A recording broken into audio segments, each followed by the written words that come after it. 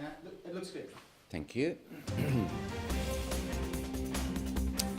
Hello and welcome to Speak Liberal to Me. I'm Neil Piggott. Thanks for joining me. Well, it's a crammed episode today, so I'm going to jump right in with this email from Wobbling in WA. Dear Neil, the vibe is dire. The base is angry about the rolling of first-term Tony, and they're not warming to poor Malcolm at all. Everyone appreciates his humble origins, but I look left, I see fizzer posters. I look right, I see people crying over Tony and his onions. The swing voters are super disappointed with his morph into Tony Light, and the solid base say if Malcolm's invented the internet, loves marriage equality, the Republican used to spruik a price on carbon, does that mean he's going to pull the rug out from underneath us when he's elected? Now, I don't mind fibbing, but which fib do I tell? Can you give me some clarity? Well, Wobbling. Now, first things first, I'd hate to recommend fibbing. Don't fib, unless you're pretty sure the fib will come true. As to Malcolm, you could be overthinking this. Just explain to your people that as you go from one Liberal Prime Minister to another, you need to have continuity and you need to have change. And there's been a lot of change I can see. Less umming and ahhing in speeches is one clear change.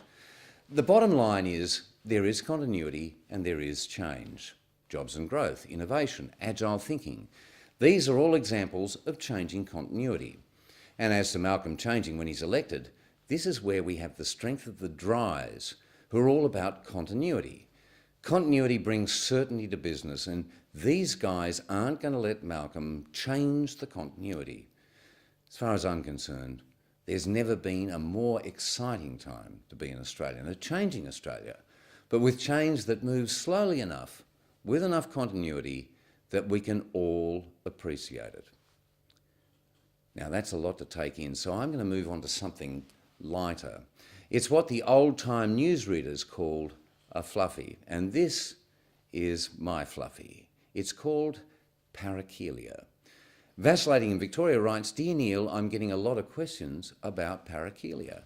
I'm up to my neck and concerned that one of the news agencies may run with it. What the hell do I do? Well, Vacillating, you take a deep breath and have a good laugh, because there is nothing sticky here. There will be no ICAC, and ever since we stacked the board of the ABC with IPA sympathisers, you can rest assured there'll be no bad smells wafting toward you from Ultimo. Good old Uncle Rupert has thrown the blanket of careless over the whole farrago, and that leaves Fairfax, which frankly will probably be out of business before July 2. As to Crikey, The Guardian and Twitter, do you really think the swing voters in your electorate are going to be swayed by left-wing hyperbole on parakelia? No, because you will be reminding them of this. Crab walk, black hole, class warfare, war on business, open borders, war on jobs, no plan, uncontrolled spending, refugees and dog queues, deficits as far as the eye can see, a tax on aspiration, black holes as far as the eye can see, chaos, black chaos. That's all we have time for. You know you can do this. Let's make this country great together. And as a wise man once said, we say what we mean what we say, we do what we say we do in the way we say we do it. That's speaking Liberal.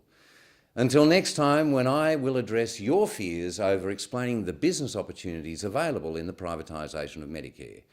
Don't forget to follow us on Twitter at Speak Liberal to Me, that's Speak Liberal 2 me. Thanks for speaking Liberal to me. I'm Neil Piggott. Happy hustings. Did it work? Was the performance okay? Yeah, it's good.